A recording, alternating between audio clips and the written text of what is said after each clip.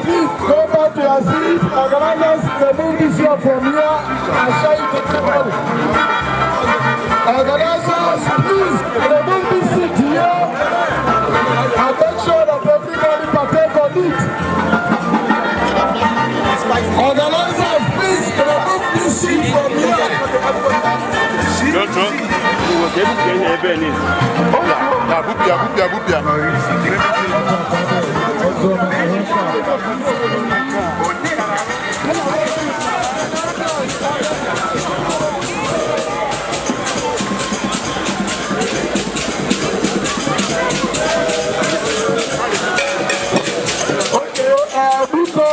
Everybody go back Thank you, Monumental. Thank you. I'm going to call you guys. Please. Okay, in our program this night, I'm at 6. Turning of the year.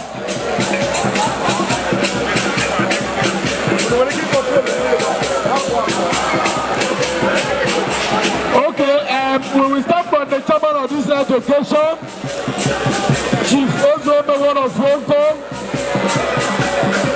Lagos Fuji, the other will be the given and handed today. Suddenly come out at the same time.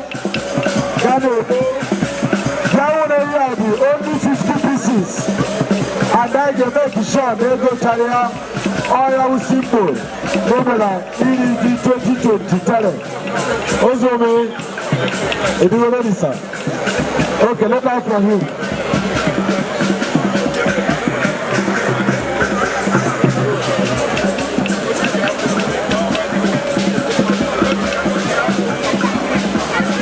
Okay, because you come from Jamanaka,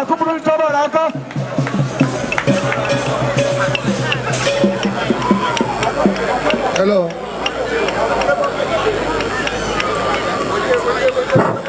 Listen and listen good, please.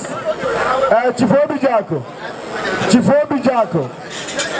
Onu pay attention. I got Izuji. Honorable Azuro Fuji. Okay, let's listen to the chairman.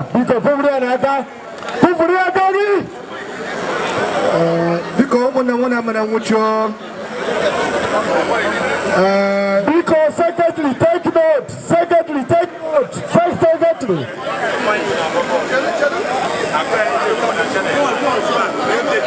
Because no, ona again tata. Ukona kaisi we kwato here. I get kwa kaka here wope wiwu. Ojo bla ta, akom na area lengo. Marilawa ya jiri beta awiri jigi sike were kono Fuji tie na akpan ke na ala o Fuji ka m chọrọ ije ala mara nwa m nwoke na nwunye m ga-eri eji $1,000 Hong Kong were Fuji naanị a ga-eje ala biko ụmụnne m. Yes, $1,000 Hong Kong from the chairman of EDG Igbo na Hong Kong 2023. $1,000 Hong Kong because organizers, Unubutere chairman Abali Haji, Unubutere chairman Abali Fuji. I see a table, I have table Bido. I'm going to call another person to follow him up. I'm going to call another person to follow him up. I want 52 bags of yam this night. Okay, at the same time, the Shanjibo Monumental, I would like you to come and represent yourself as well. Shanjibo Monumental. Shanjibo Monumental, followed by Anambra State Union. Shanjibo Monumental, please.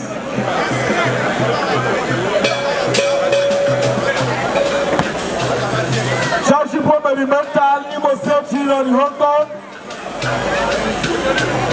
Chairman of this education, buying 1 year with a sum of $1,000 Hong Kong dollars.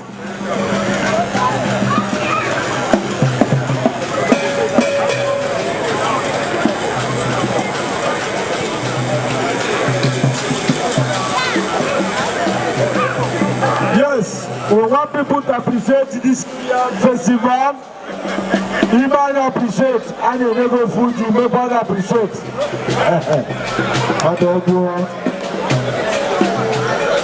Shanjibo Monumental, please, we are waiting for you. Follow by Anambra State Union. If the chairman is here, come over. Igbo State Union, at the same time, follow them up. I need people to come appreciate what we are doing here today. Anambra State Union, come and appreciate us. Igbo State Union, come and appreciate us, please. Yes, Shanjibo Monumental is here. God bless you guys. God bless you. You can come over. Come over. Big applause. Come from Naga.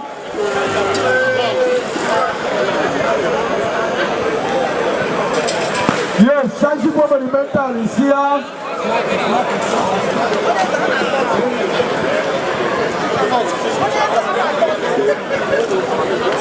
Igbo kwenu.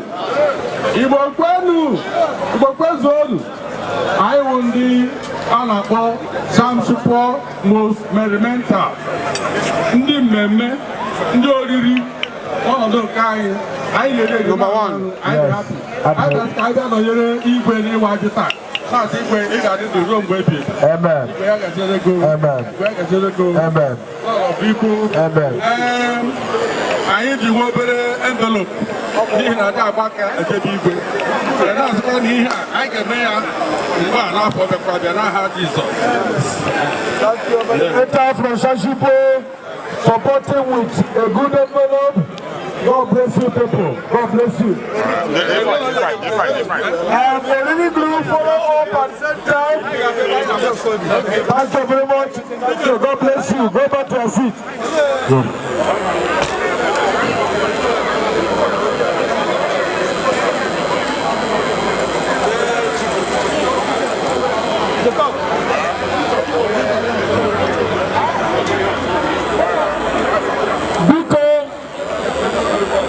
Yes, Olini Group is here.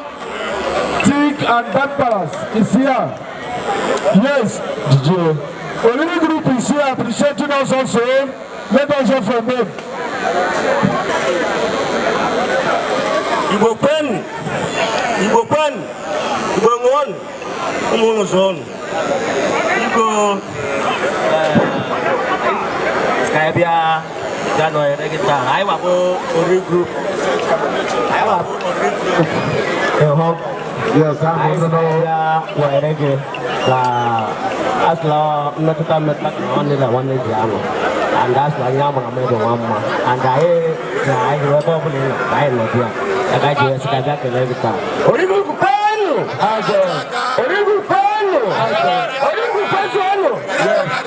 Yeah, that's it.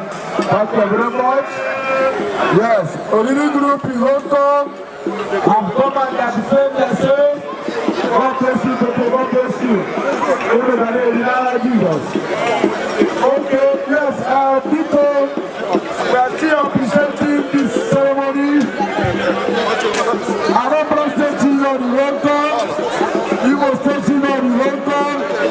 Enugu State Union in welcome. Please, individuals can come out as well.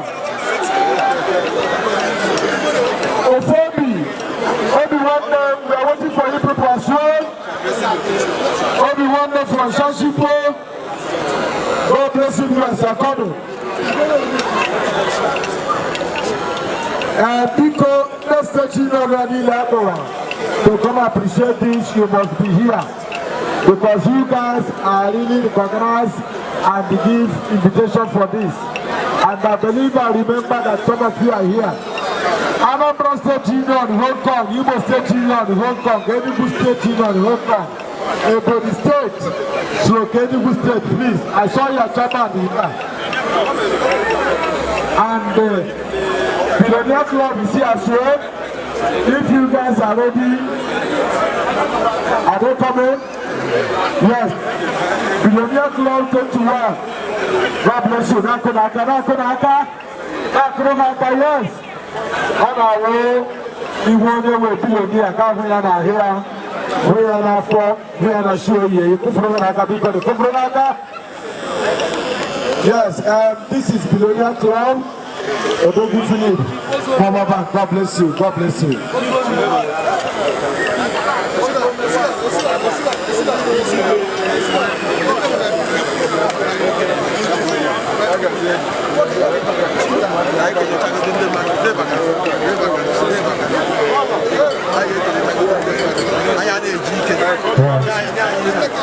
The Billionaire Club have arrived to Kakila.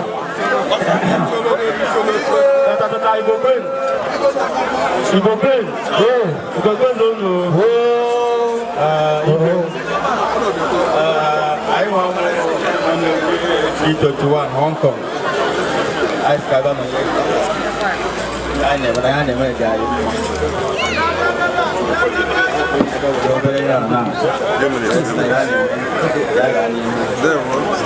The Billionaires Club. I hate to learn. Thank you very much. They're going to encourage you.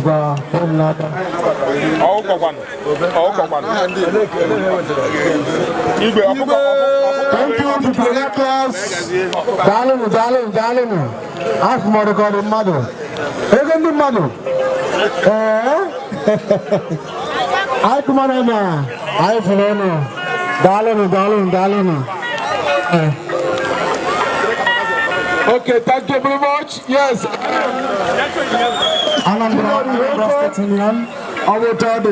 The first union we welcome, leading by the acting chairman, Ethan Award. Acting chairman, good.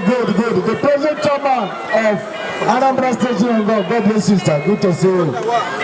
Yes, on our way, I will be by way. Every time I do see them, good to see you.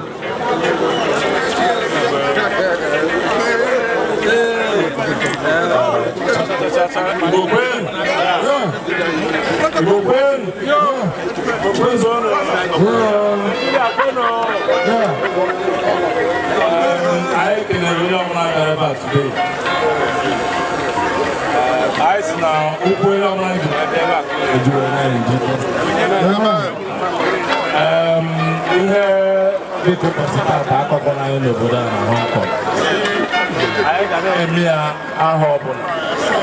okay, next year, the organizer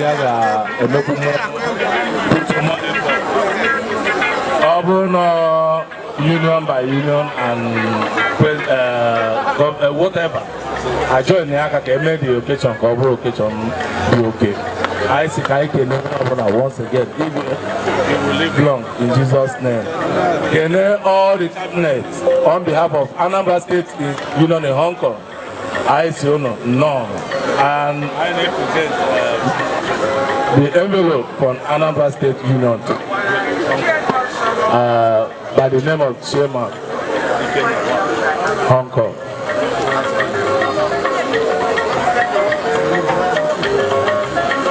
Nagazin, Afambo, Ikena one Hong Kong, Slave one, upon Ubu, and Ochi.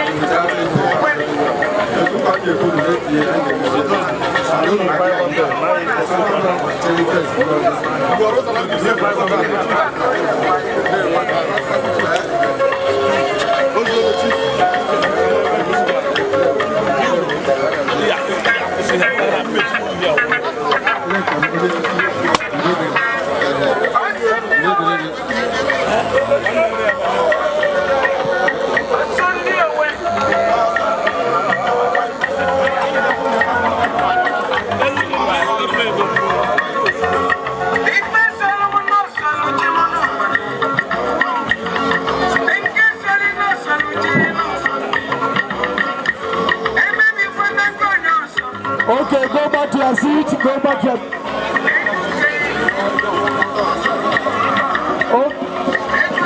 Okay, thank you very much. Yes, Ego Ozomuro, Director of the Villa Hotel Ozomuro in Anambra State, is buying 1 yam, appreciating this occasion with the sum of $1,500. Chideke Gozieji, Eva Dendo Rupa Jibesio, Nara Jesus. Okay, no 40, now here. No so much. And get your own parcel. Yes. Open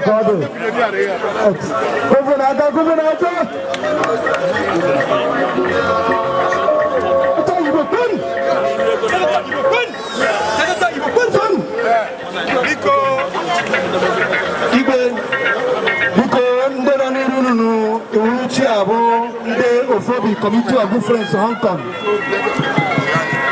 So I see Kaibia Sono. I see Kaibia Sonondi. I see Kaibia Sonondi. Kaibia Panye, Yane, Mo, Nadibu. So never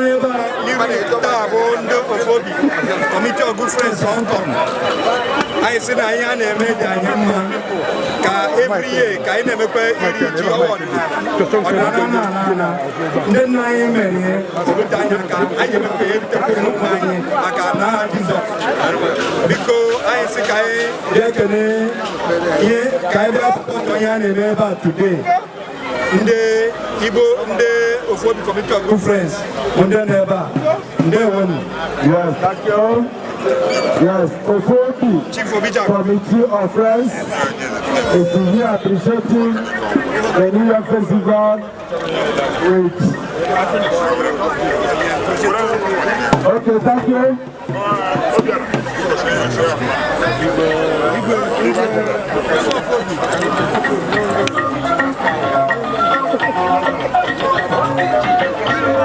Okay, thank you very much. Ofobi, thank you very much. Thank you.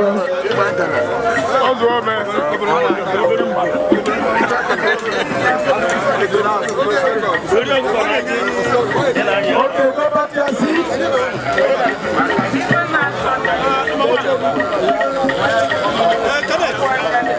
Okay, thank you very much. Yes, now this is the turn of Enugu and Ogun State to come and appreciate Igbo and record for the New Year Festival.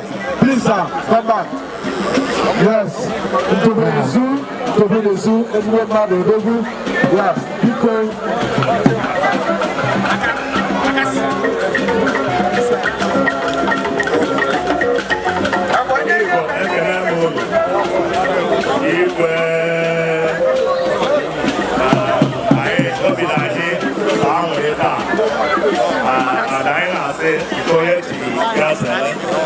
So I don't want the Enugu State Union.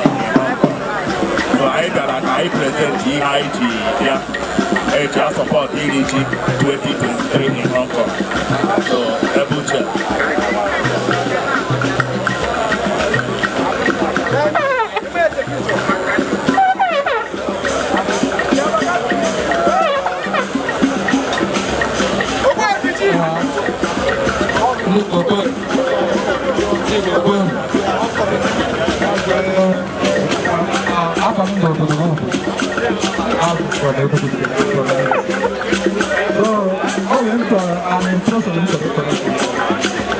Enugu State is the first state to do Hong Kong. So because I need that because of all the number we can agree that Enugu State is the first state.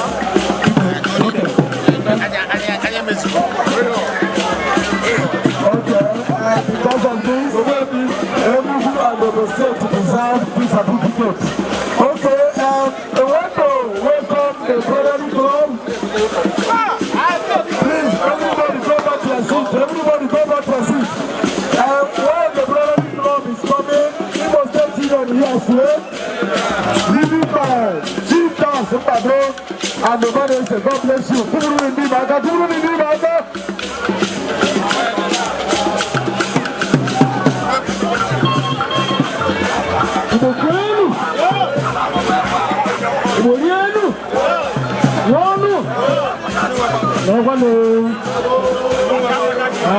Igbo gburugburu.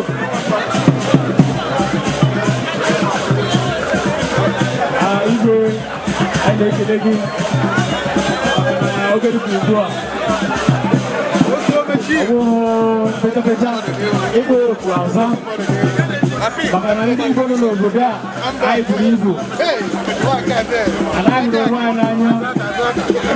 Iwe mee oge dịka ugbu a onye ọbụla megide bịa nso wee hụ nwanne ya enwere na-ahụbeghị ndị otu ha kamgbe oyes mana oge dịka ugbu a onye ọbụla hụrụ enyi ya nwoke na nwanne ya ọ na-ahụbeghị anya ma ụmụ anyị mụrụ amụ awee na-asị igwe ị ga-adịrị anyị udo dịrị gị ekwara ndị bịara organize this particular occasion maka na onye akpọrọ ote ha aka emekwe ya dị otu a ọhịa anyị wee ekele onye ọbụla wee na-asịkwa chairman occasion a anyị na-ekelekwa ya na-asịkwa ya master of ceremony anyị na-ebulukwa aha ya elu na-asị ọ ga-adịrị anyị n'aha ọ ga-adịrị anyị na mma dịka ozuru Imo ndị Imo steeti n'obodo a Imo steeti hụrụ onwe ha n'anya otego anyị nọ maka asọrọ gburugburu ugwu eze ile anya ị ga-ahụ ihe a na-eri eri ihe akụ akụ ihe nwe o juru eju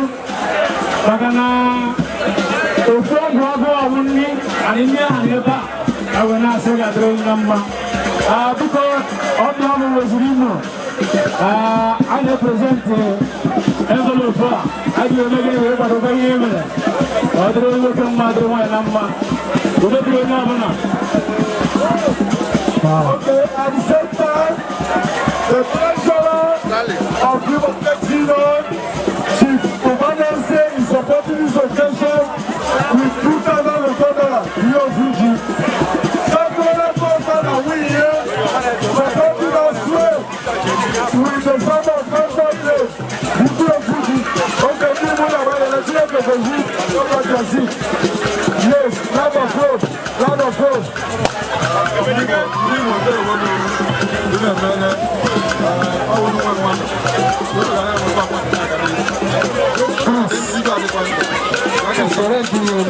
Yes, thank you, Igbo State. The others, thank you.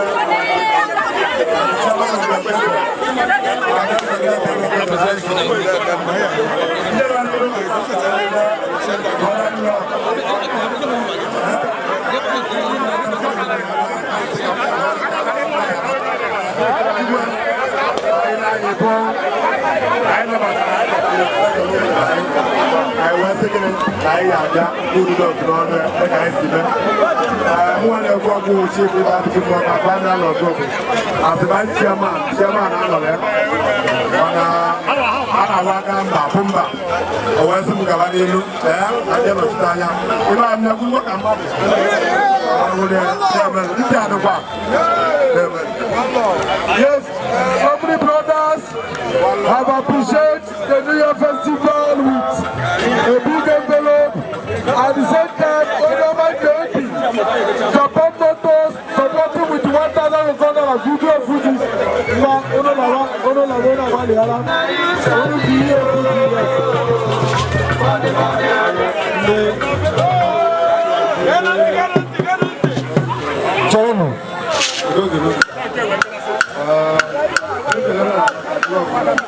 people, fellow brothers, thank you very much.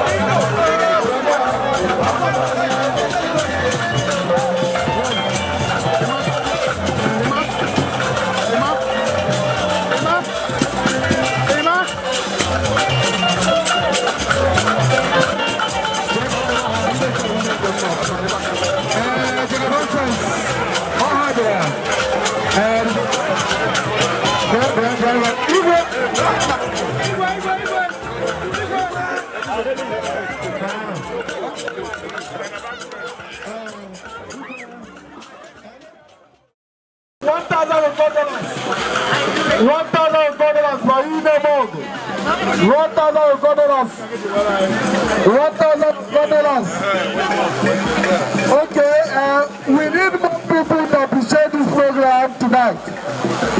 We need more people, even Igbo, not here today. Everybody also a guy Igbo. Okay, thank you. Yes, I want to talk to Igbo. Yes, money and the mass, 9 o'clock. It's good to see you. So, okay, yes. We need more people to appreciate this occasion. We have about 10 years left. We have about 10 years left. October 1st. They will be in the body never call. I'm about to keep with the banana. What I did, I room baby. The chair.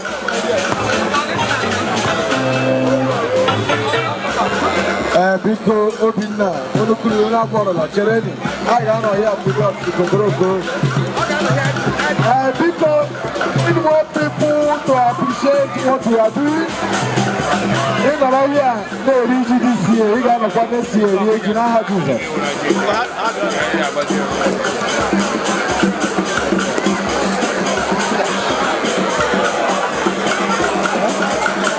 Okay, this is the time for Kida Brothers in Hong Kong, leading by Oluwa.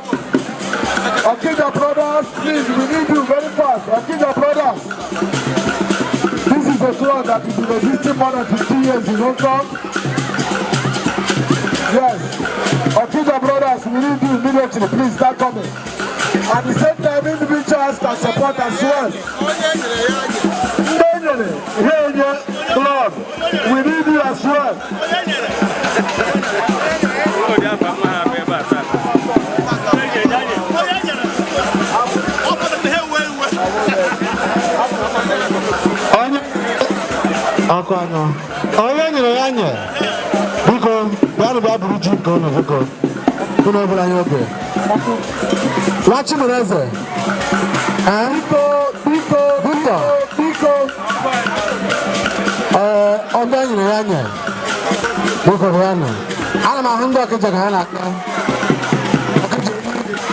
Akida Brothers, Akida Brothers, Akida Brothers. Onye maka di bie. Lana ho ba ino. Yes, Akida Brothers. Yes, Akida Brothers. Here presenting the Villa Festival in the top of Rwanda and Bodolas. That's the Rumara Jesus.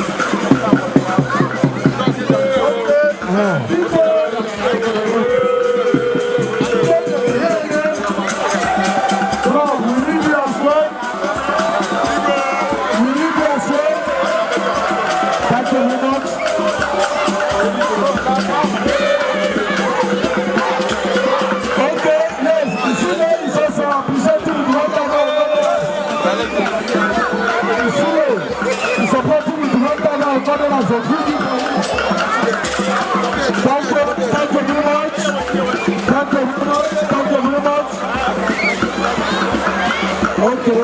MC Daniel Gajimu na ground. Ebe chefu na ye chefu. Chineke Gaziani. Okay, people. I can wear about 5 years left. I can wear about 5 years left. We need in this 500, 100, 200. It's wake up.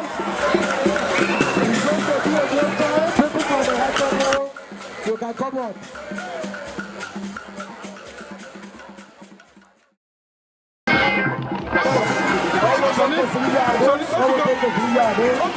That is good. That is good. That is wonderful. I'm happy for what you're doing today. I will tell you. I will take it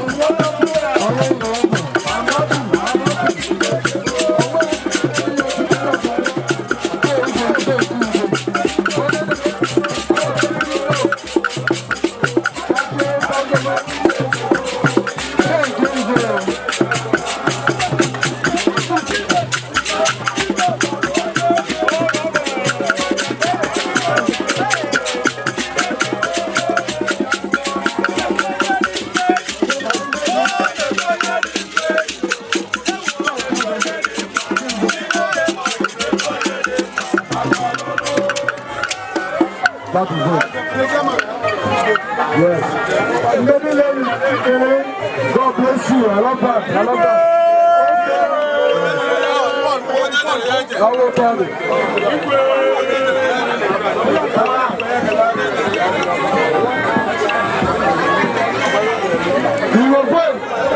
Igbo Gwen.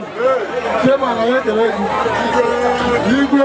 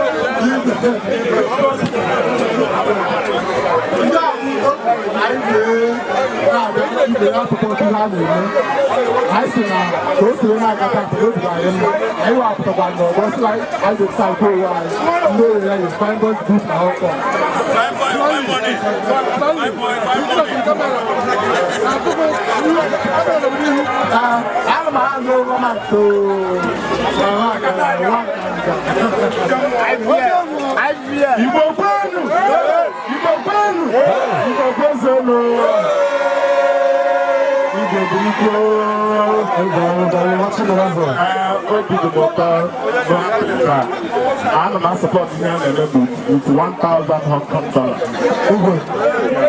Cash. Bank of remember, I'm waiting in the October.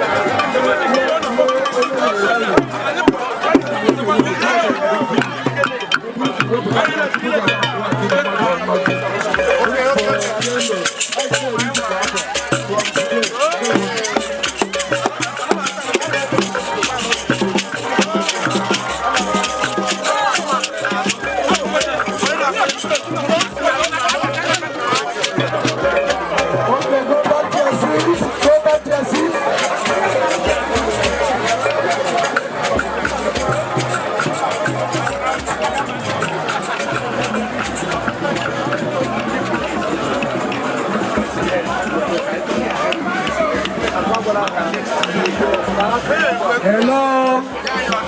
Because what's not aka? Nobody na complain. The change you go. What's not an here abala? Because. Nobody na complain because I want to saw only 1 hour now. Because.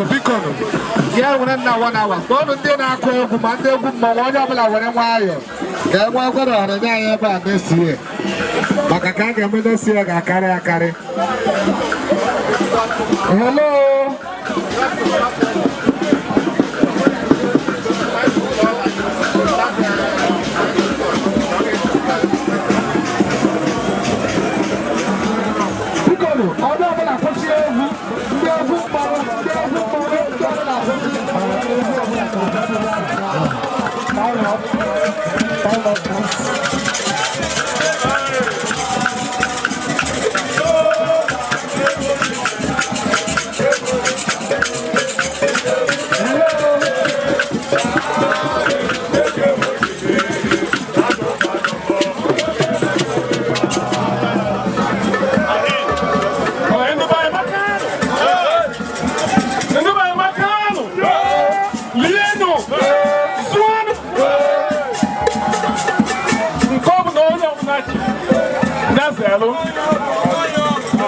All protocols observed.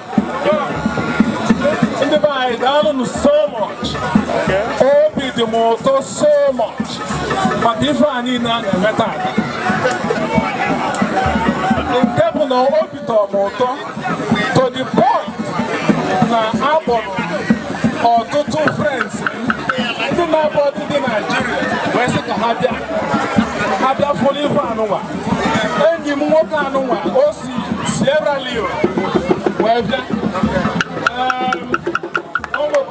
Also in case Equatorial Guinea.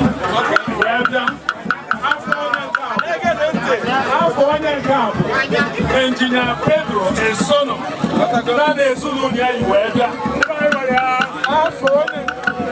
Engineer Tony Sai. Nana Sulunia. I wanted to then the one of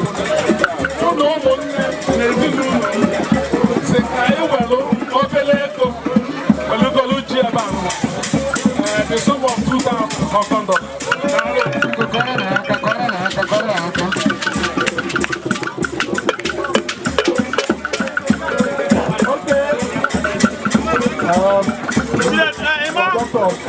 Our engineer. Hello. We thank God for you. Bless you. I know you're very much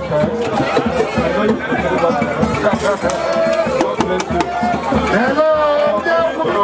We're coming to pray God. God will remember you. You people. May God bless you. We appreciate.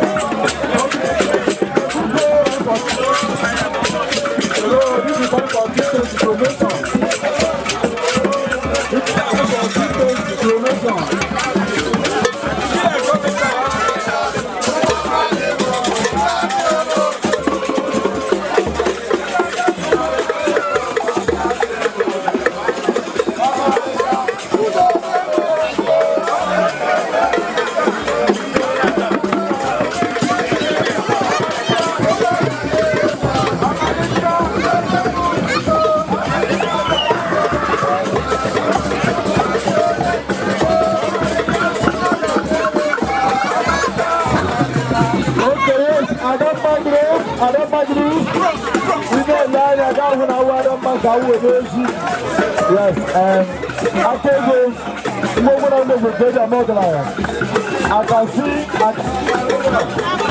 over there, thank you very much. Thank you very much. Adama Group is in the stage. Thank you.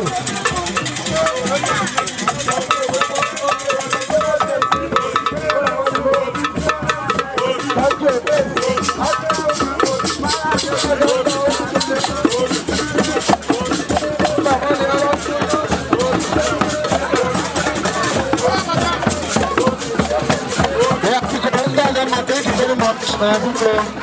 I enjoyed them the most, man.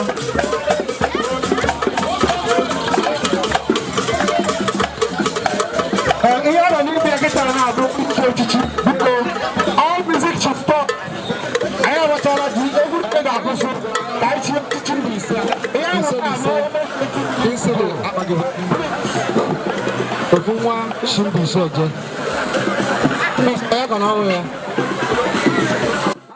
A na-eche echichi ọzọ nwee ka igwe ga-eji na 25 years jubilee ara na-eche echichi and emere ka echichi a ka ndị mmadụ mara about it. Mmadụ ise mere agri iche echichi ha na-abụ enyere anyị ego bet ha sa dị echichi ha na anyị jide ego. They gave us a big money and they said they are not prepared. They will do their own next year. Out of these 3 people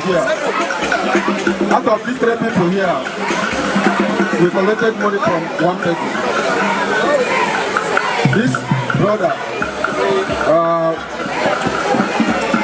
before I'm going to call him, he helped me a lot. When I went to Nigeria to collect my chieftaincy title, and everything about, I didn't have anybody because I stayed long time in Hong Kong. I don't have anybody to help me. I contacted him and he brought his car. I stayed in my house for 2 weeks. Went to every market and bought the whole thing I needed. So that is the reason why I want to give you a chieftaincy title. Free of charge. This man we collected 10,000 on federal produce. Makasi, ndị Igbo họpụtara ya sị eche ya echichi maka mmemme otu o si na-ejere ndị Igbo aka. So biko ka ọ na-aka adị ka akọrụ na otu esi eche echichi a bikos echilegbu asị igwe buru ego tila ego niile gara pọs ndị kọmitii ọ ebe ndị kọmitii ga-ahazi ha mee spesif ha gbanye ego ole ndị ewolu. Tupu anyị echi echichi anyị ga-akpọlite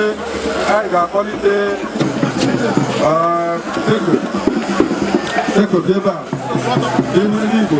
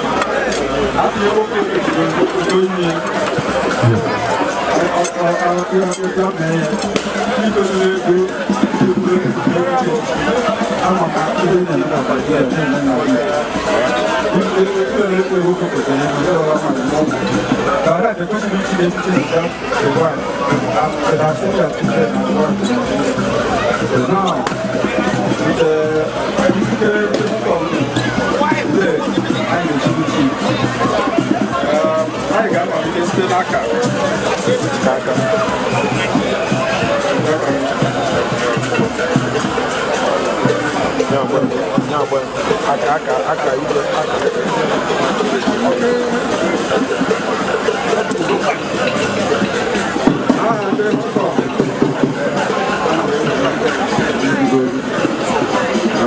otu isi tụlee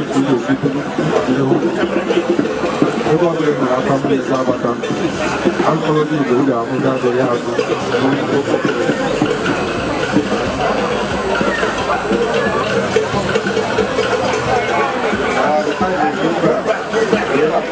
akọbali onye ọjọọ nwere ọtụtụ itoolu ndị ọbụla n'izu ya bụ n'obodo na-akọrọ anyị na-adị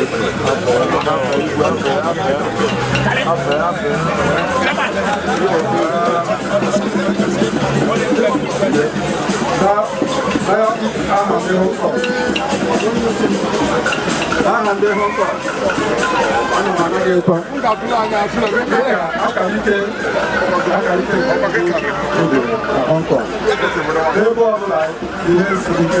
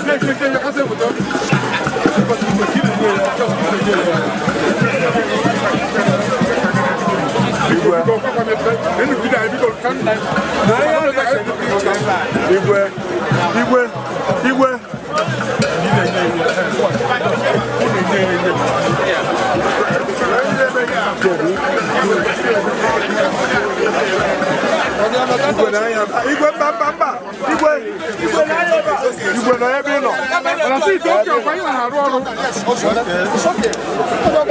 anyị na-echi gị ofe onye na-emepere m ihe na ọmụmụ ihe na-eme ihe a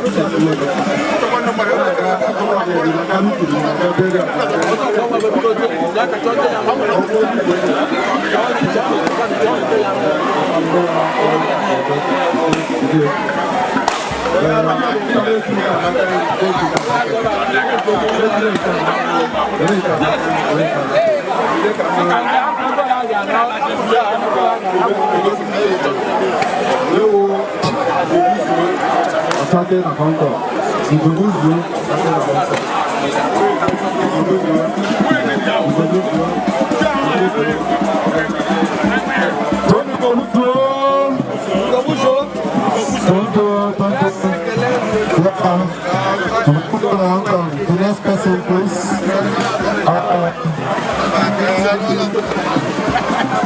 Okay.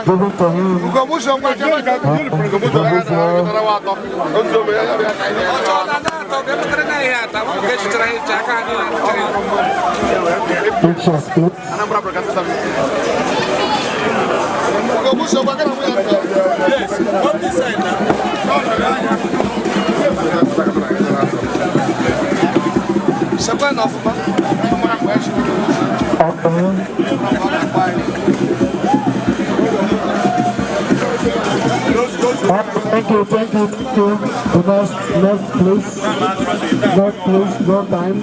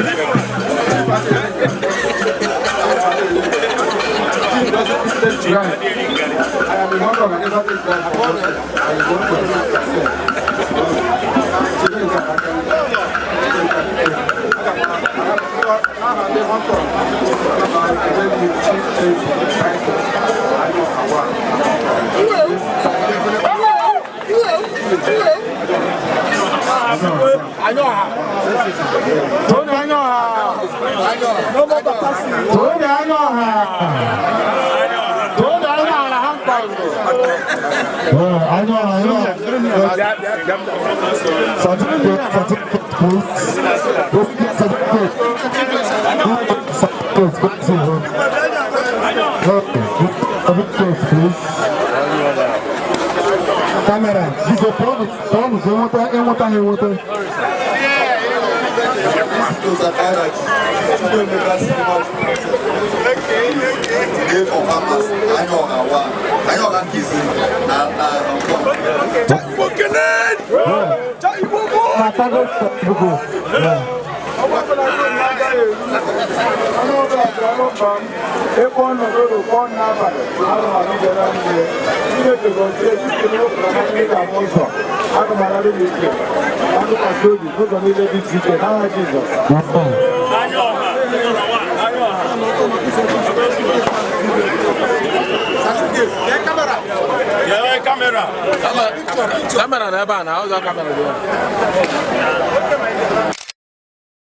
Ladies and gentlemen, thank you.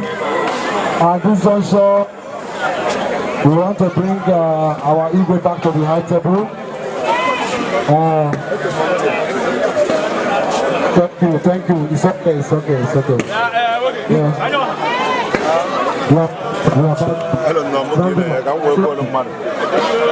People, one day I can see that people.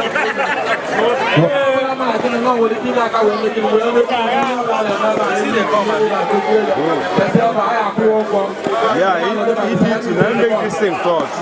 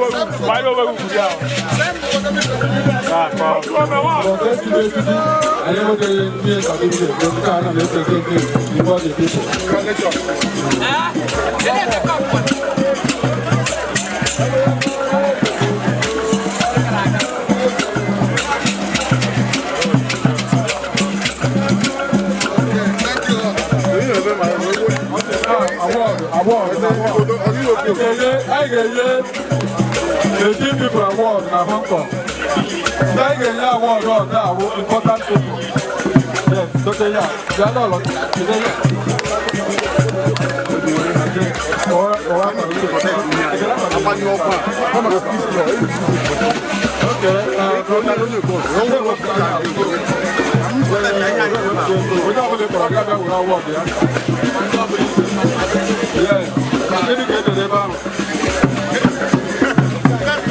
Kali Clement.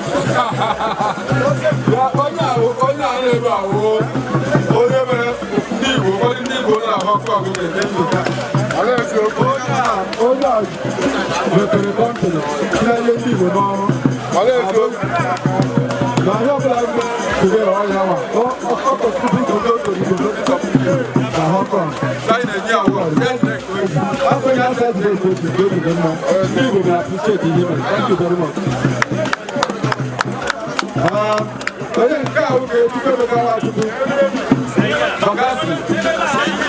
Bakasi, what's the meaning of Grand Igbo in Hong Kong?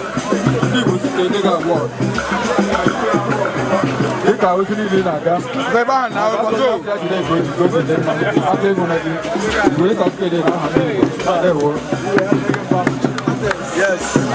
Chief Ates MBS otu ome ndị Igbo na-enye gị certificate. This is now support culture na Hong Kong. This is now support culture. I see you see now support culture na Hong Kong. There we go.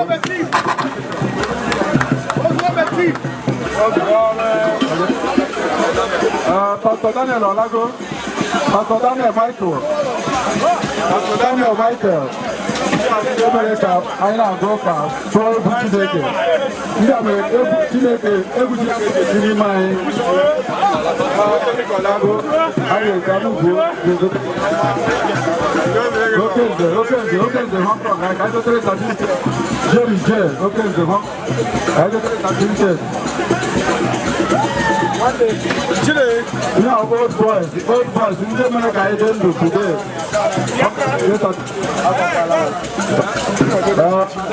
Adarami ọ n'ebe a. Adarami ọ n'ebe a. Onye a so na ndị kọntributuru dị ime ka omenala Igbo na-ala elu.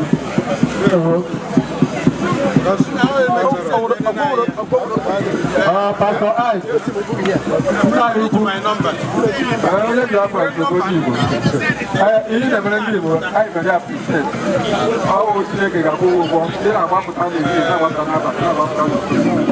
Biko Chineke na-asa Chineke ojide mma. O nweghị Chineke aka ejide elu ji akwụ ọgwụgwọ ama.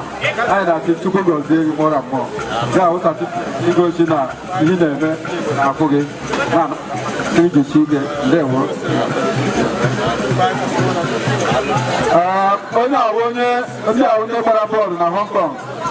Anyị siri malite n'obodo ahụ ịgba bọọlụ na ibe chọọchị na ebe biznes. So onye nke ahụ Chimezie Charles Nwanaga.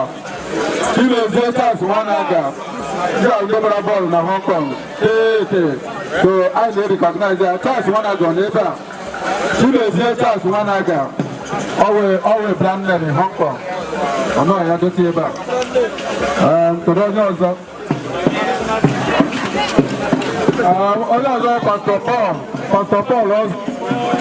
Pastor Paul also.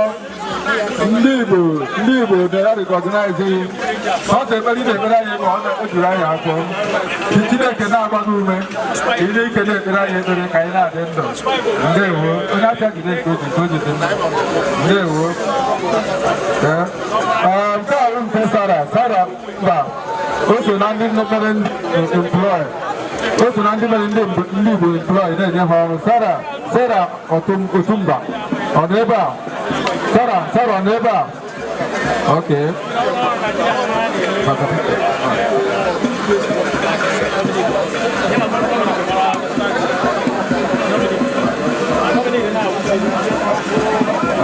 Onye ọzọ na-enyere ndị Igbo aka site n'ime hizbro bụ Maazị Igbo Imalapsin. O wee ga-anatara certificate ebe a. O wee ga-anatara ịma certificate award. Okay.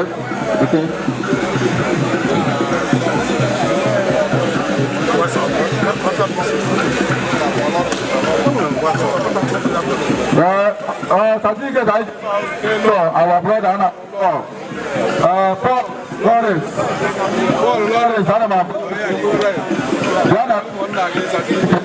award. New in Hong Kong. I today is an Indian. I will appreciate it. I say today is easy. But that's why today is going to be strong and made them much today.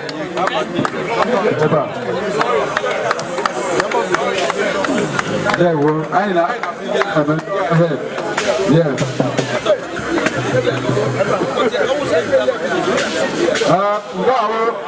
One time we can about Tony B. Tony B on the bar. We got a certificate. Award. Tony B is an employee. Now, for her, so I really appreciate. That's the people. I'm not going to certificate.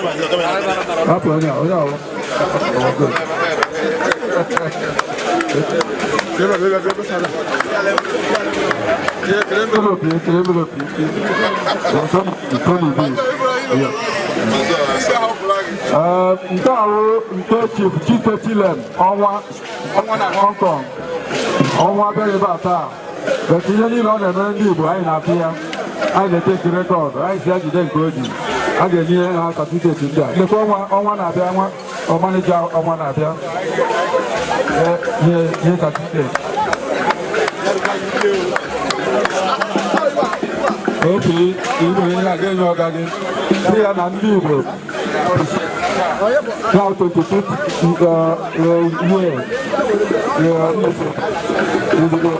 of Hong Kong and go today think that the certificate many people apply in Hong Kong and many people are going through him. So see how nice is and that's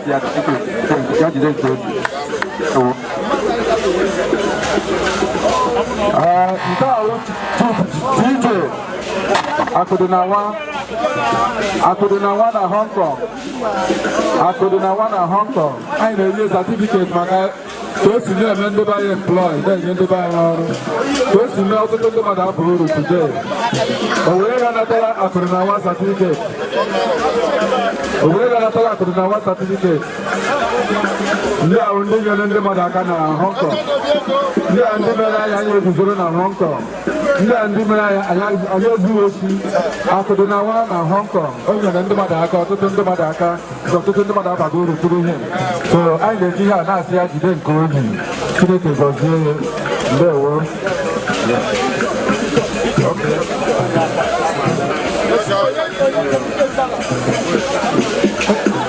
Sarah, Eva, we're not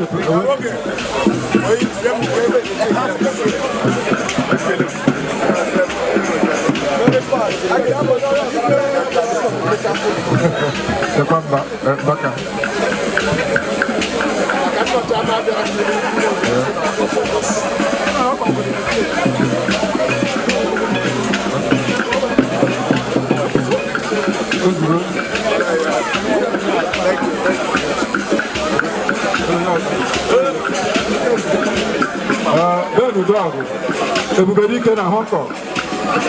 Everybody can never Olago. Everybody can Rebros. Rebros are not ever. Okay.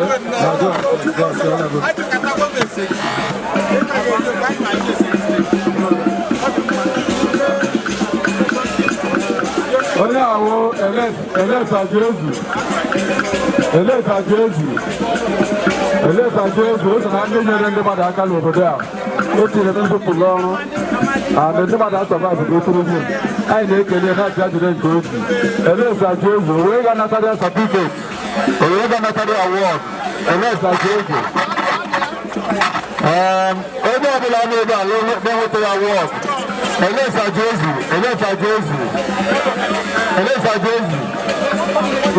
Obuzo na Hong Kong na campaign. Obuzo na campaign. I recognize you having me ever. If all many people have survived all of them.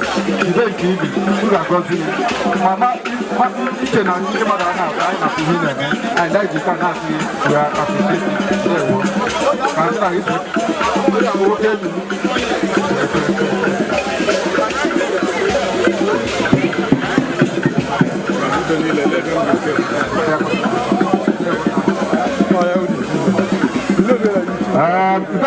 Collins with the blues on the bar.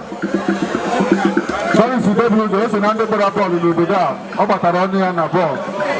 Collins with the blues on. Madam Ada Collins. Ada Collins, the bar. John Atlantic Award.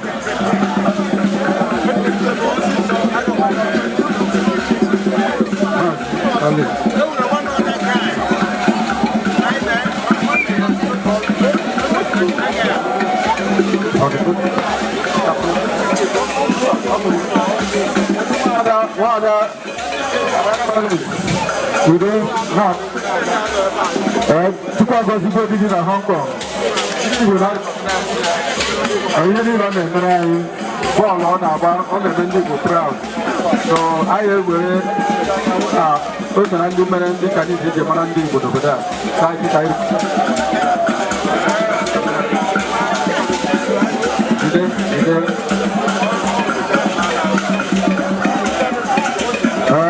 I think I will certificate for her as the chair lady of the certificate of here. I take care of it. My marvelous. I want to make my different three.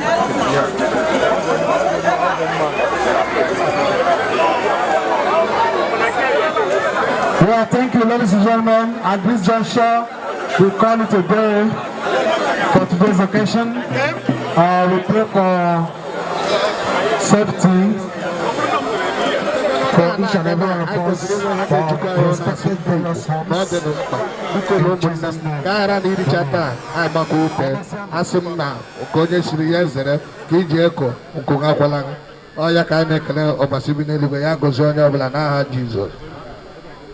Yes, that is wonderful. A big applause to the chairman. A big applause, a big applause. Yes, he was saying much about yam. That is a food, eat and eat life. It is food that men know with Igbo wherever we are, and other protocols that follow. Okay, this is the time the children are going to present this yam in another form. Marawadi, please arrange your children. We want you to come and present the yam to Igbo of welcome before Igbo is going to cut it. It's going to lead by a cultural dance. Please get ready. You can see the children coming.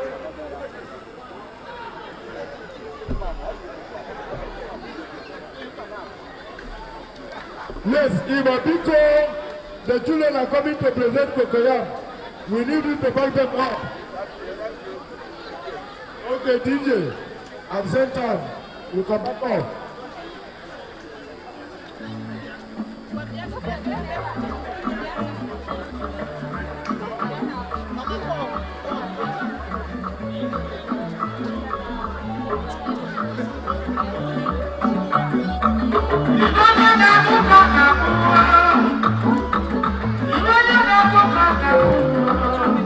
Yes,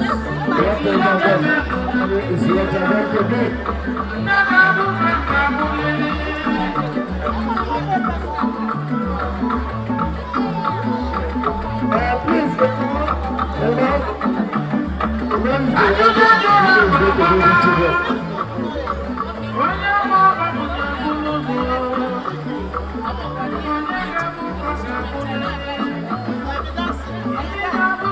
Please, we need you to the stage, Gandhi.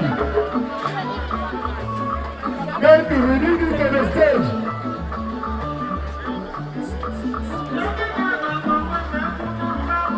Yes, that is wonderful. That is great. You can see our children presenting the yam, presenting yam to Igbo of wonderful, wonderful. Yes, thank you, Mr. Arani. Thank you, Mr. Arani. They are doing great. Yes, ladies and gentlemen, you can see the children very happy. The Igbo of welcome for their blessings.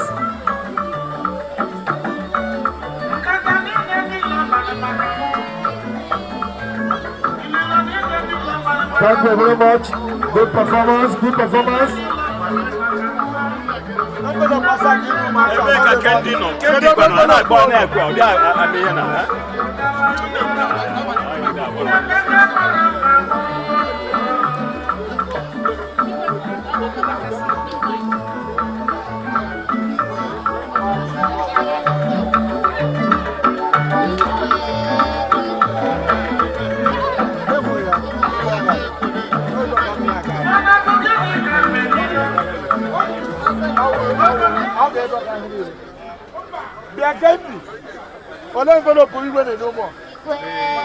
Hey, sorry.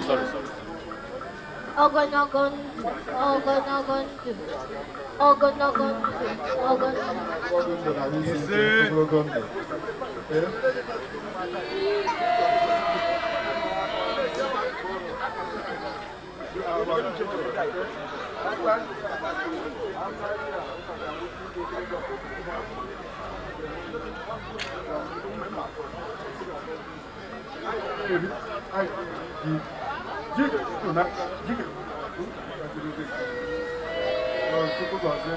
I got you. What are you teaching up?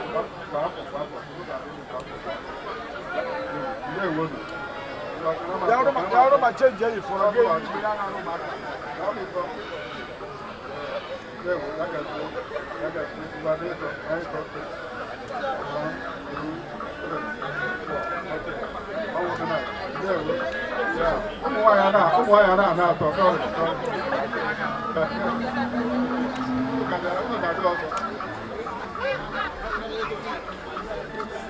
what is it?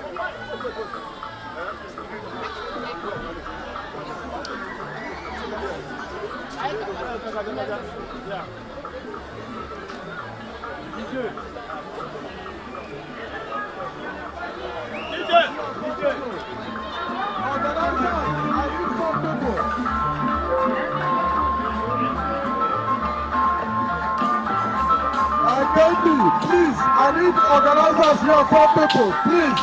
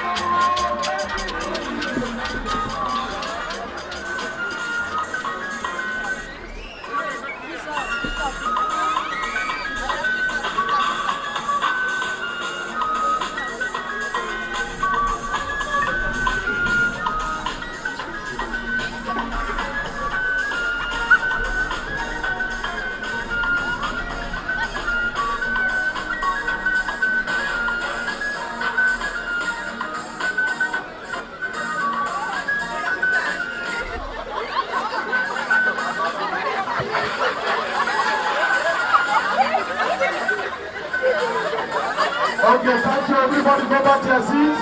Everybody go back to your seats. Everybody go back to your seats. Thank you very much. A big applause for them. A big applause. Please, you are going to go back to your seats. Go back to your seats. Go back to your seats. Please, please, please go back to your seats.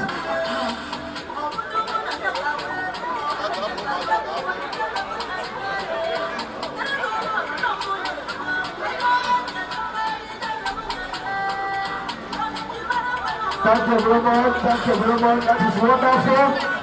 You can give your hand to them. Clap your hands for them. Clap your hands for them.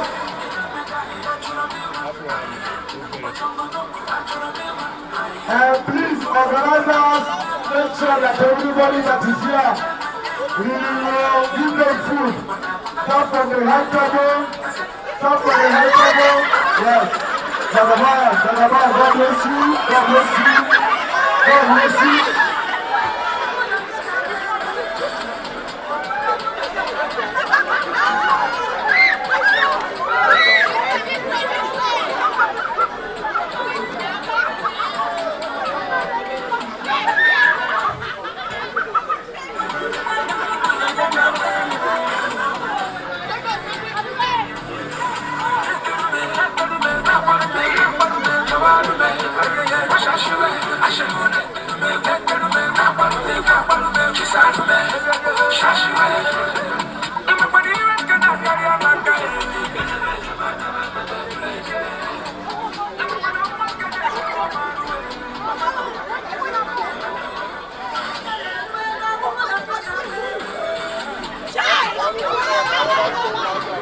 Yes,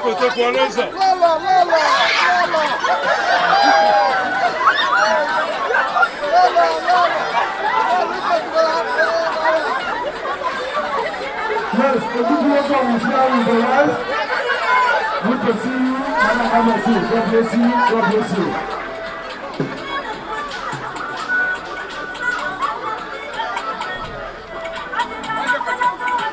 Yes, that is lovely. That is lovely. That is lovely. That is great. God bless you, sir. God bless you, sir. God bless you, sir. God bless you. I love this. I love this. Yes. Yes.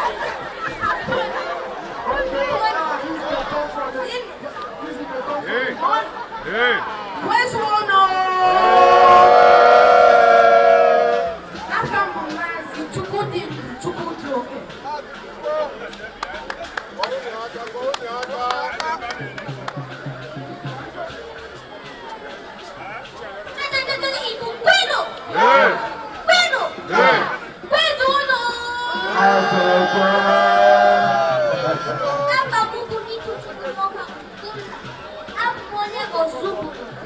That's good. That's good. Let me tell you, see you.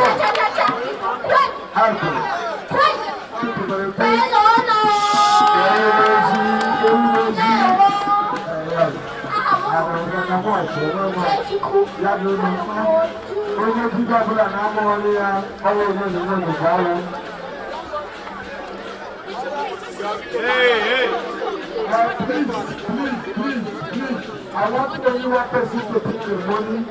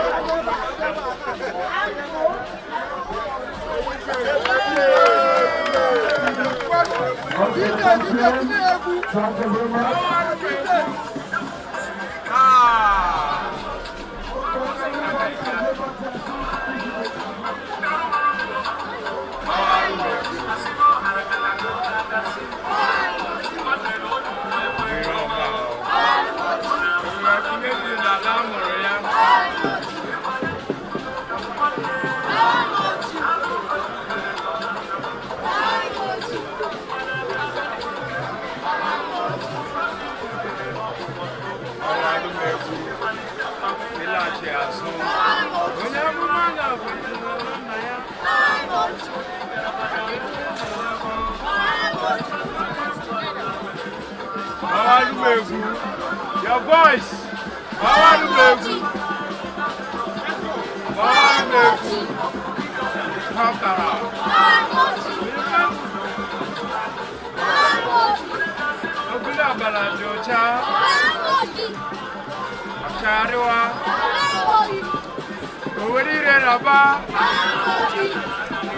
Biko ya wụrụ na mgbe dị eji gwara ya ha na-agbara ha oji.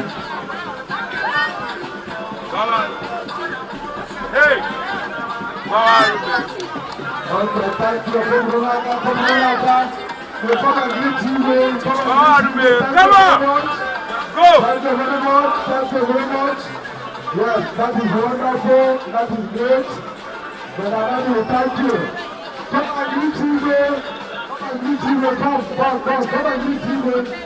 Come. Come and greet you. Stand on this one. Stand on this one. Stand on this one. Stand on this one. Back room and I get it up over there. Come room and I go. Come room and I go. Come room and I go.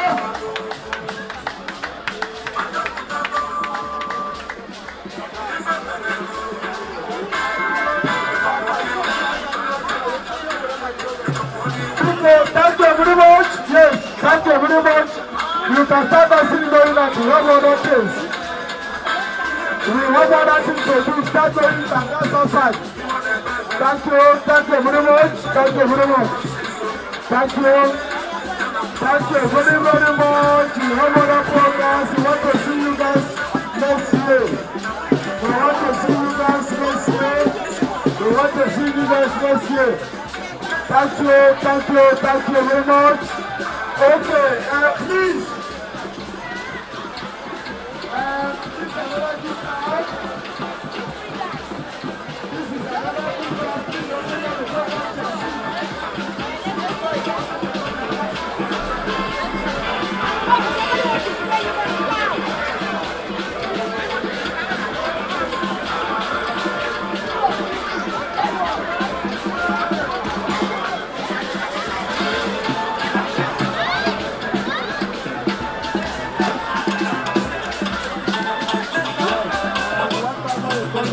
The chairman of Igbo na Hong 2023.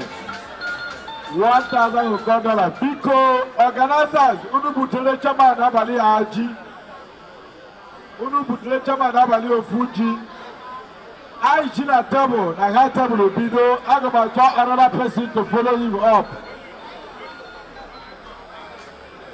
Aga m achọ another person to follow him up. I won 52 parts of here this night. Okay, at the same time, the Shanjibo Monumental, I would like you to come and represent yourself as well. Shanjibo Monumental.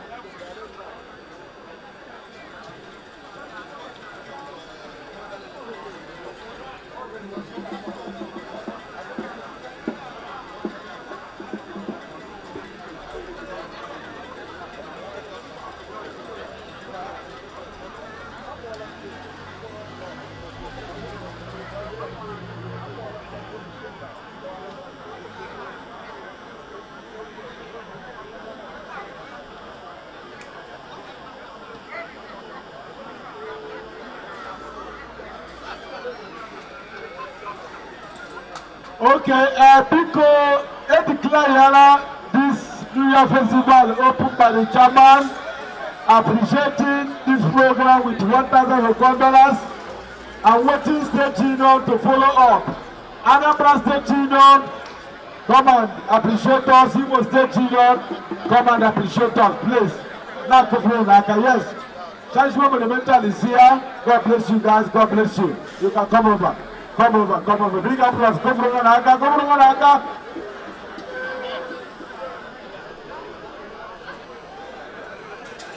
Yes, Shanjibo Monumental is here.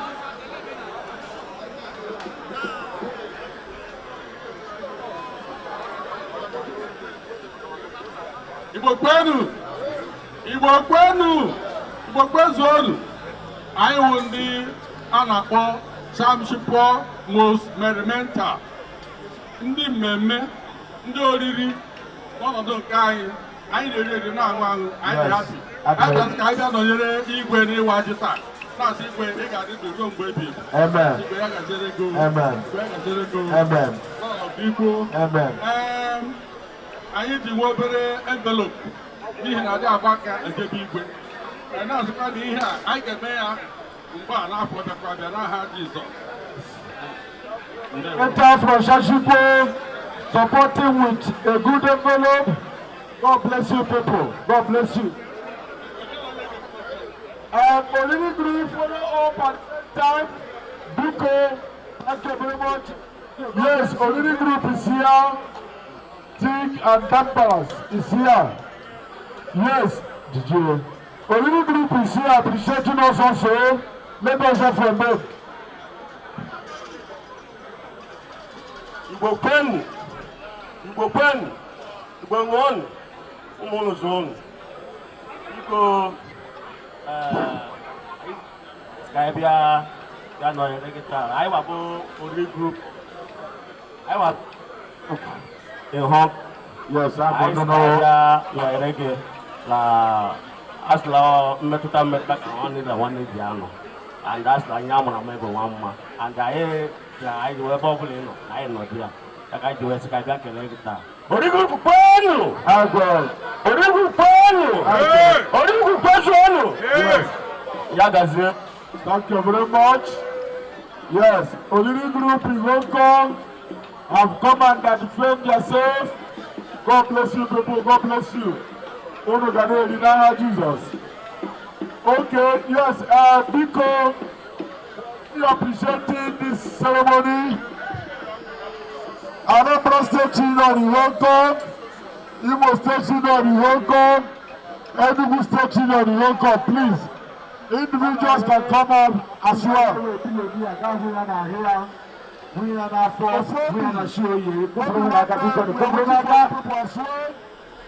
Yes, this is Billionaire Club. Odogu Philip, Baba, God bless you. God bless you.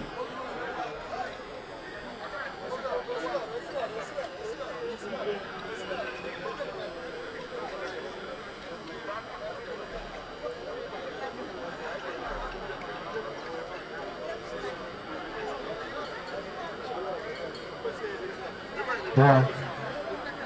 The Billionaire Club have arrived.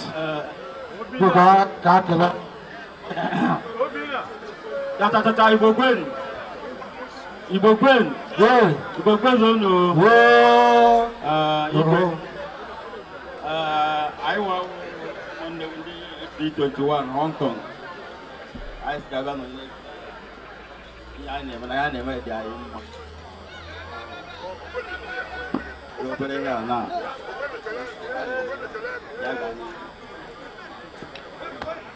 The Billionaires Club. Thank you very much.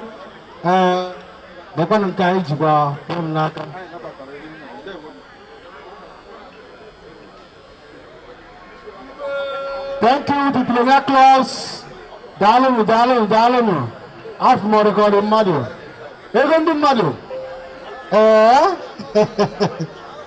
I come on, I follow. Dalemu. Okay, thank you very much. Yes. Anambra State Union. The first union in Hong Kong, leading by the acting chairman, Iten. Acting chairman. Okay, good. The present chairman of Anambra State Union, God bless you, sister. Good to see you. Yes, on our way, I want to be ebe chairman onye n'isi dị mma ndị sịrịkwa azụ ga-adị mma. Good to see you.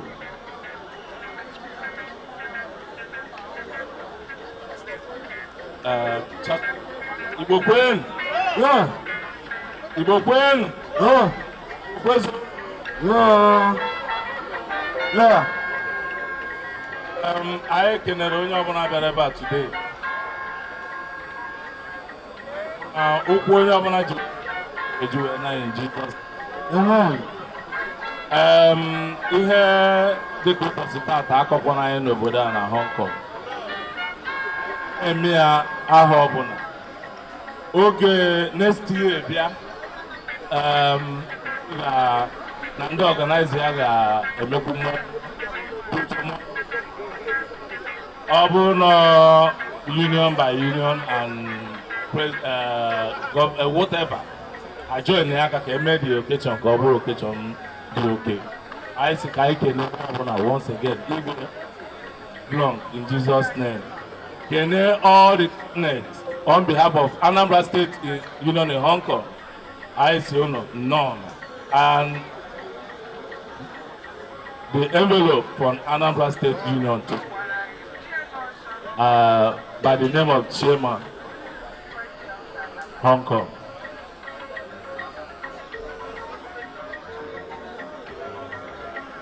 Nyagazion, Ambo, Ike na one Hong Kong, even at Negwan, upon Ugu, and one Pochi.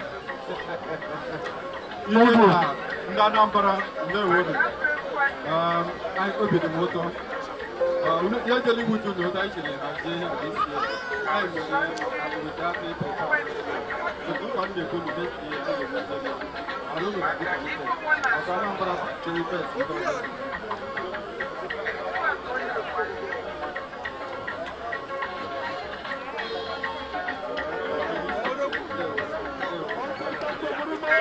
Thank you very much. Yes,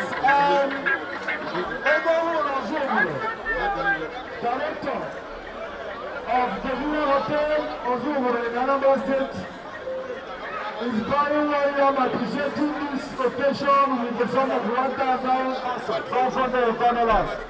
Chineke gozie dị akọdụ ego abụọ na-erikwa jilesi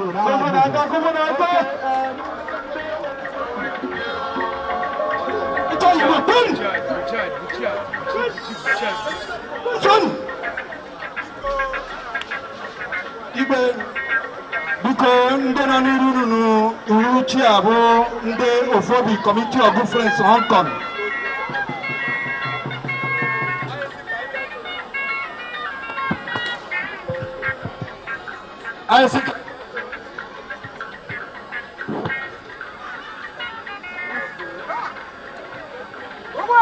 Ebe soro ndị Igbo ka nri eju ọfọ ndị nọ n'ebe a Hong Kong emebi anyị mma na ndị nna anyị merie ọrụta anyị aka anyị ga-ewepụrụ ekpekpe ụmụ anyị n'aha Jizọs bịa kene ihe ka anyị bịa sọpọtụ onye a na-eme ebe a today. Friends, ndị nọ ndewonu. Yes. Yes, Ofobi Committee of Friends is here appreciating the New Year Festival with. Okay, thank you.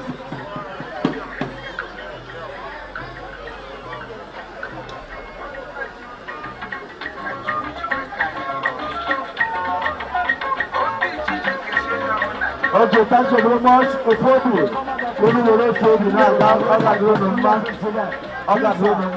very much. Thank you. Yes. Yes. People.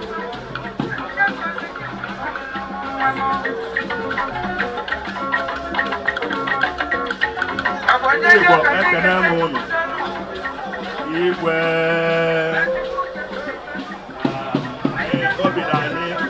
nwere taa and anyị na-asị iko onye chiri ya zele so anyị ewu ndị Enugu na Ebonyi State Union Hong Kong so anyị bịara ka anyị present ihe anyị ji ya eji asọpọtụ iri ji 2023 in Hong Kong so ebe uche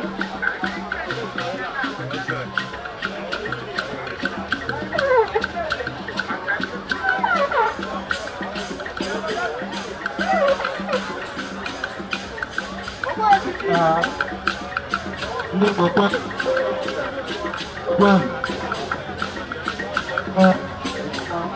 afọ m bụ obodo abụ from Enugu State. So ọ wee m chọrọ an impression m chọrọ correct. Enugu State is the first state bidoro n'elu na Hong Kong before that job. So because I need that respect. About all the Anambra, they can agree. But Enugu State is the first state. People look at it. Okay, and because of this, every school has a mistake in the town certificate.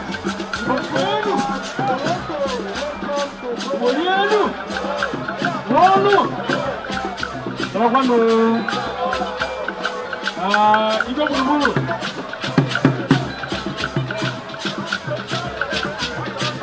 igwe anyị na-ekele gị maka na oge dịka ugbu a ọ bụghị fecha ịkpọ oku azọ maka na ndị Igbo nọ n'obodo a anyị buru ibu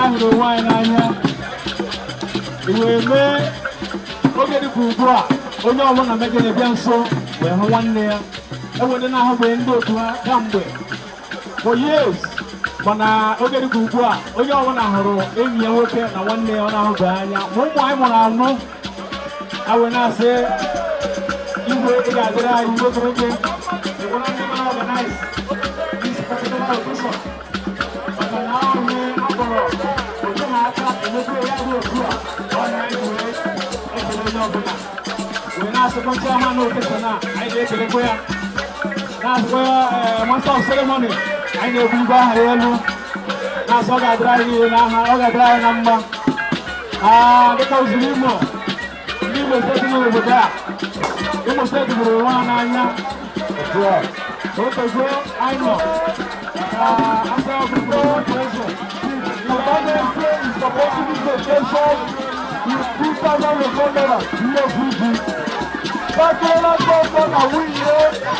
supporting us slow with the summer of factor plate. You do a pussy. Okay, people that are going to go to you, but you are sick. Yes, land of growth, land of growth.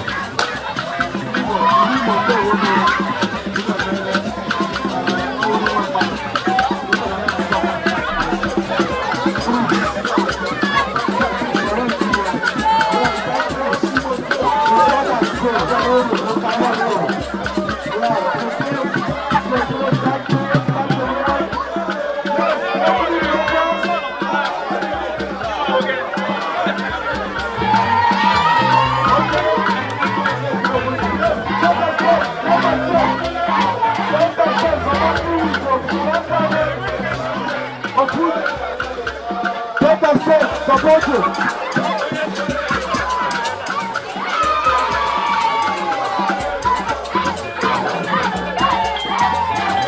Okay, yes, lovely brothers, lovely brothers, lovely brothers.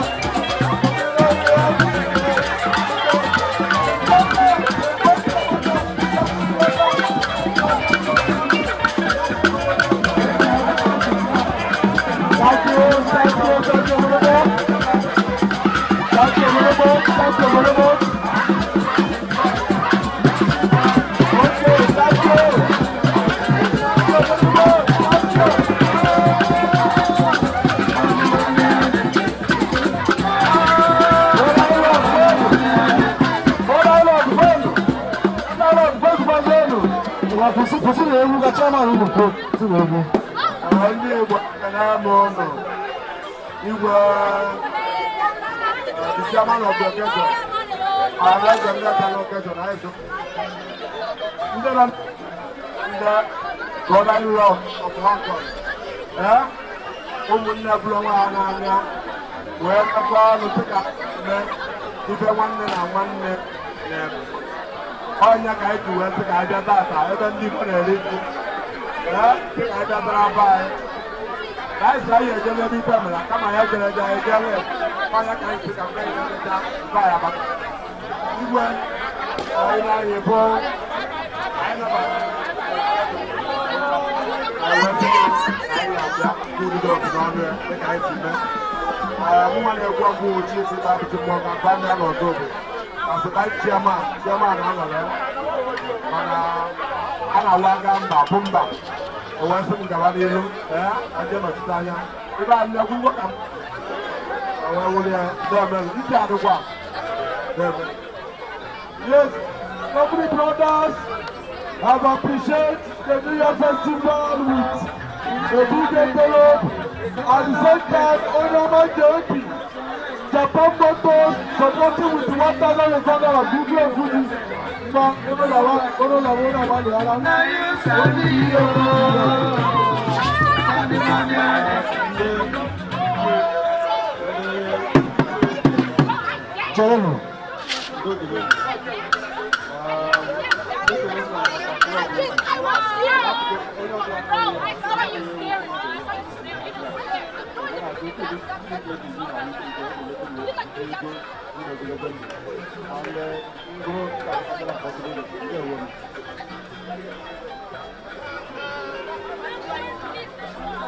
I love to dance, I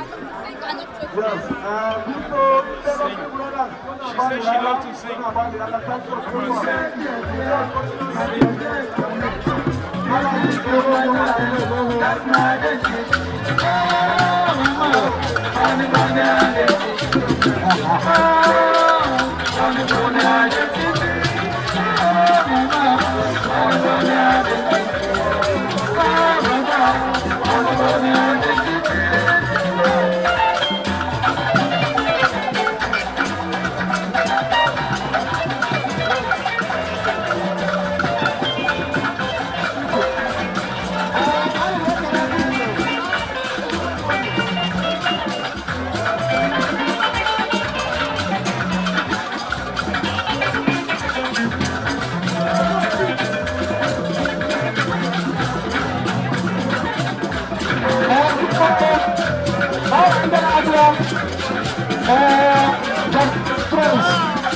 Jaraban na Hong Kong, Jaraban friends, Quebec na friends ya, Barabia, Ọrùwàjú, Kúrúṣàṣọ́, jẹ́ ká tọ́lá ara nígbà tí òun lè jẹ́ mọ̀ ọ̀túnmá. Jaraban friends, ọ̀hún àbúrà, bọ̀ọ̀bọ̀ọ̀bọ̀, Igbo.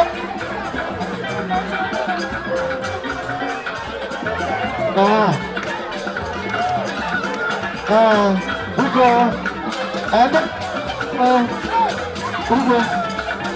Jaraban friends bụla.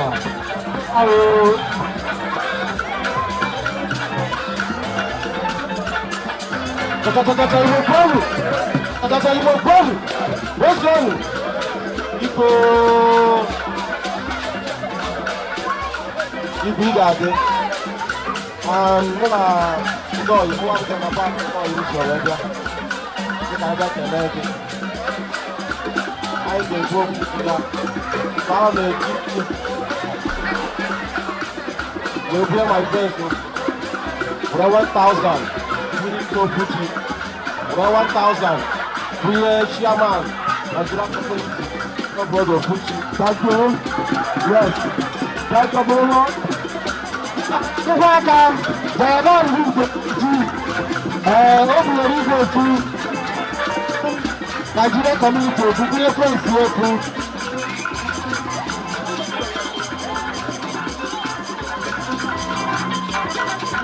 Yes, Jaraban. This is Jaraban friends. Jaraban friends.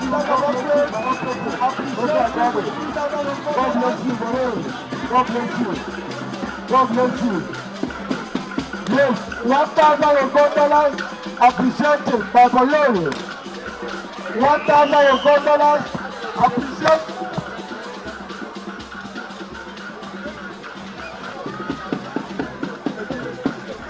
People organizers, you say someone never 81,000 will be for you. Yeah.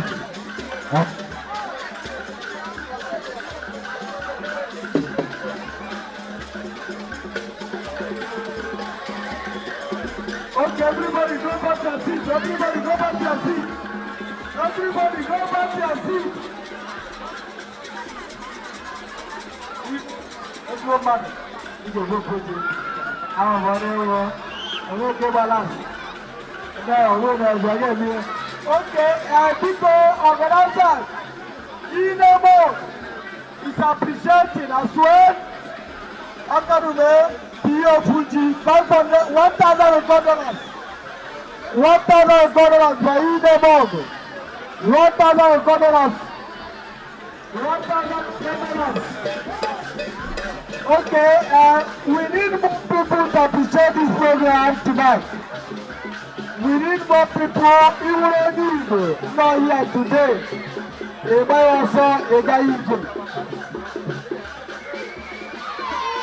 Okay, thank you. It's good to see you. Yes, I want to church and Igbo, take note. Yes, money and the mass, 9 o'clock. It's good to see you. But I got a better. Okay, yes. We need more people to appreciate this occasion. We have about 10 years left. We have about 10 years left.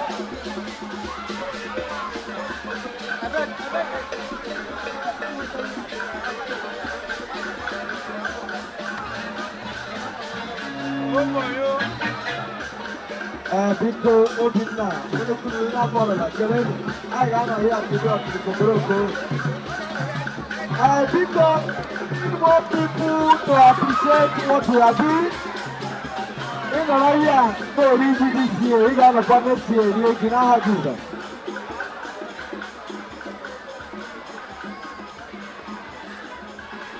Okay, because you can see, Dr. Asisindara is coming. It's wonderful, it's great. Yes, our purpose is our purpose is that is great, that is great, that is wonderful. I'm happy here today. I'm happy for what is happening here today. Our body, our purpose is our name is October 2022, Canada, I hope so.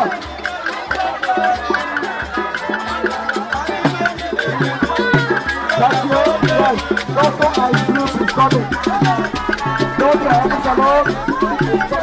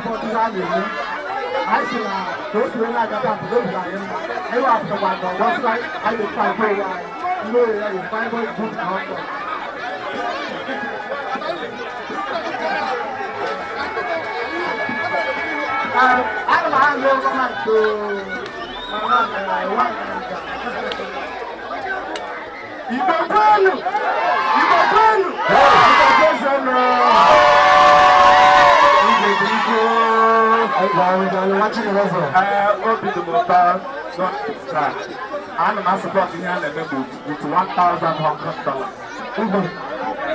cash.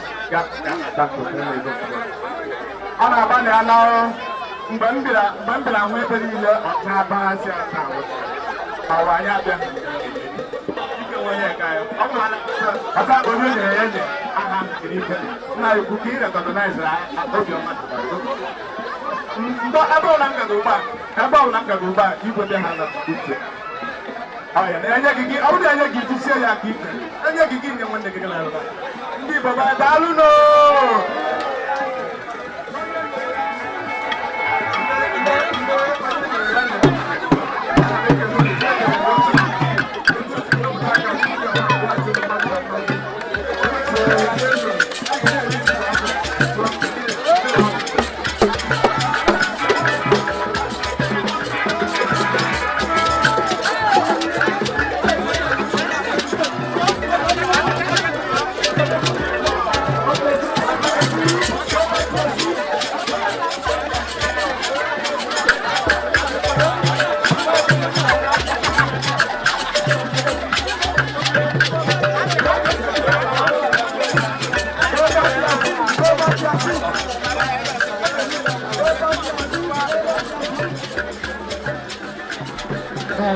Bikono.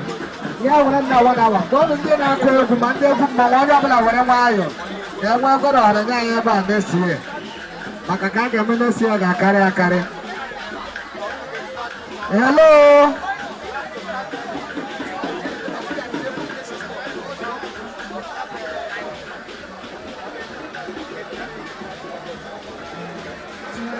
Bikono, onye ọbụla kwụsị egwu. Ndị egwu mmanwụ ndị ọbụla akwụsị egwu ọbụla ka akwụsịrị anyị biko egwu ọbụla akwụsị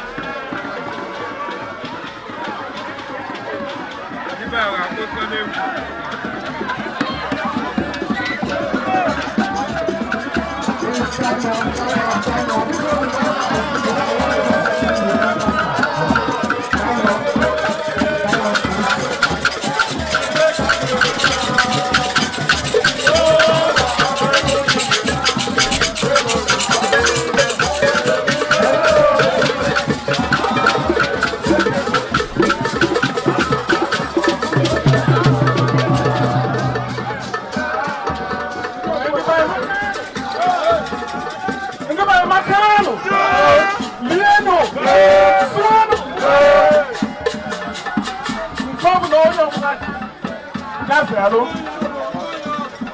all protocols observed.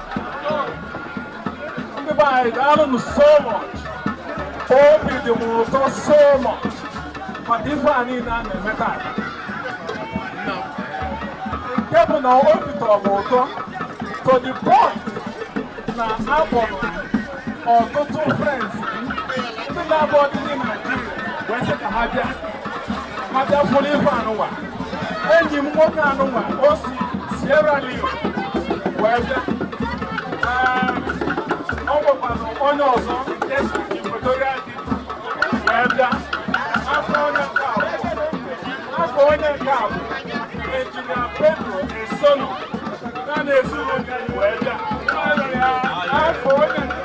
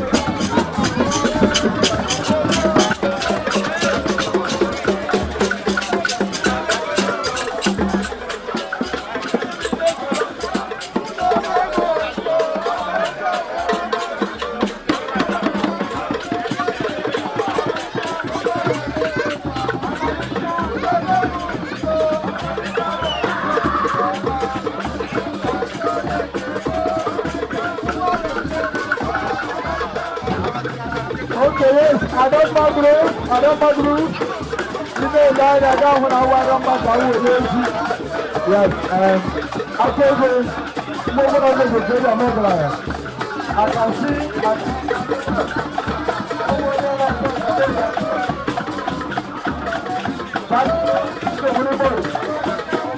the winner.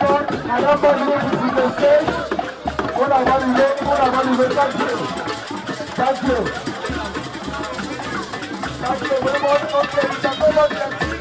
What I want to go. Thank you. Yes. I got down. Thank you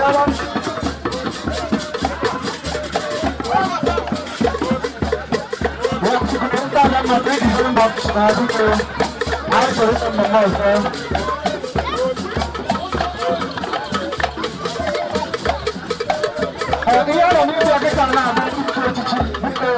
all music should stop. I know what I like. Everything I was in, I should teach you. Here, what I know about 20 minutes to go. Please. It's very important to do that. All music should stop. Nobody should go to direct them. We don't have time. The please one, I put you. My brother. I play. Ograya. I got no 22 there. I'm a person from over. What about Pistons? I'm about to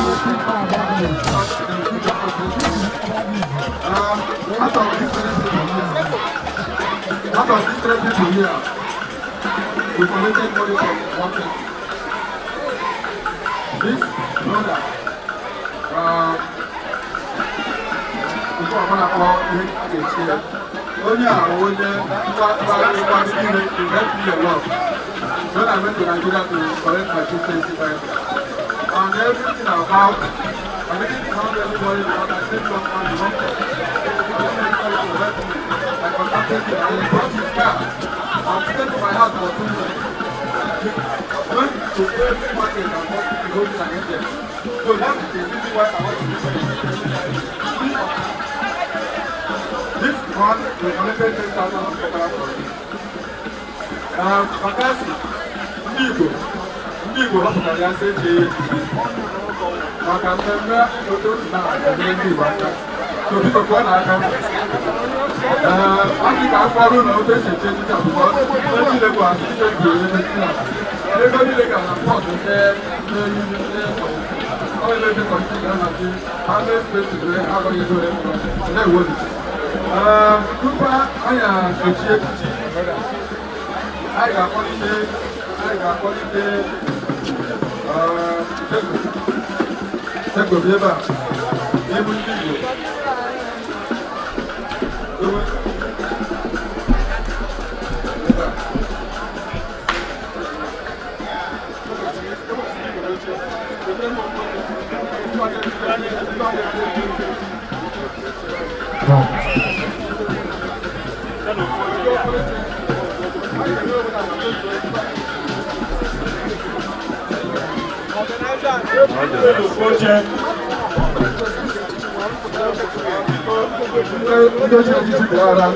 Dico che è security, I'm going to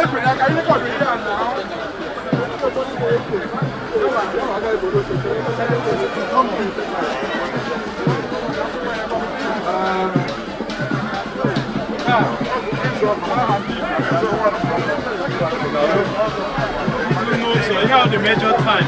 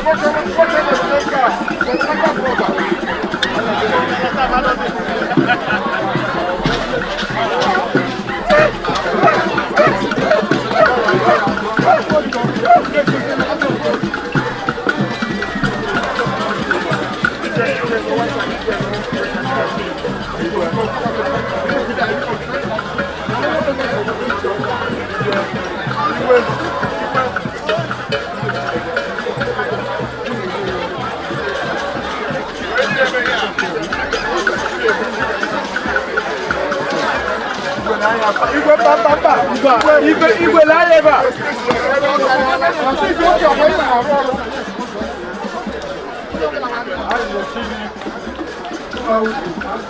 Bolonzo, you na Jacob.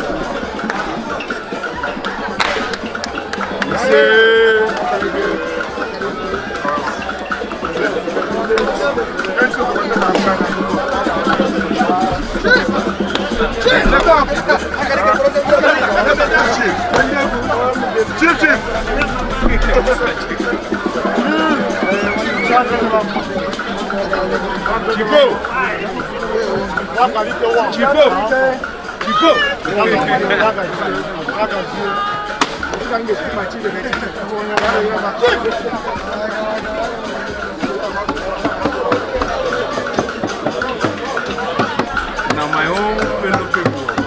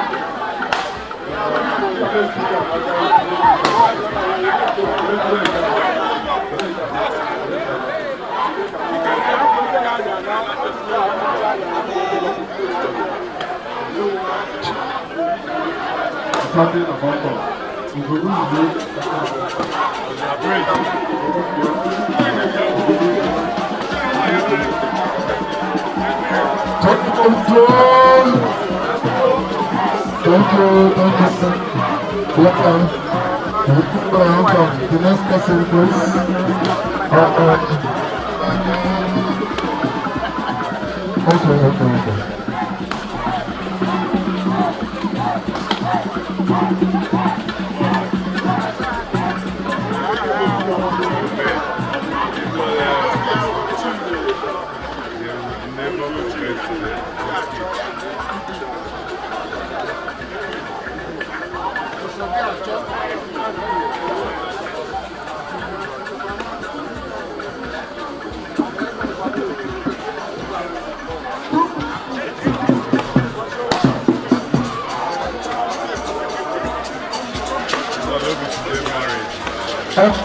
Pero na ko ko pasar ko takama presa tingala me.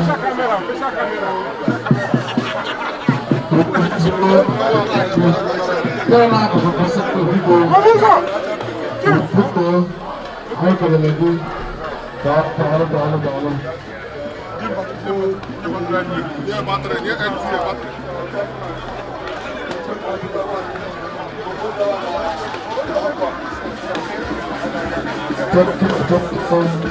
Official certificate of giving to me.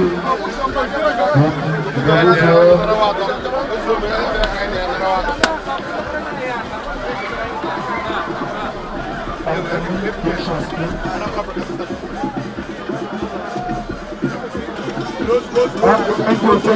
you. Next, please.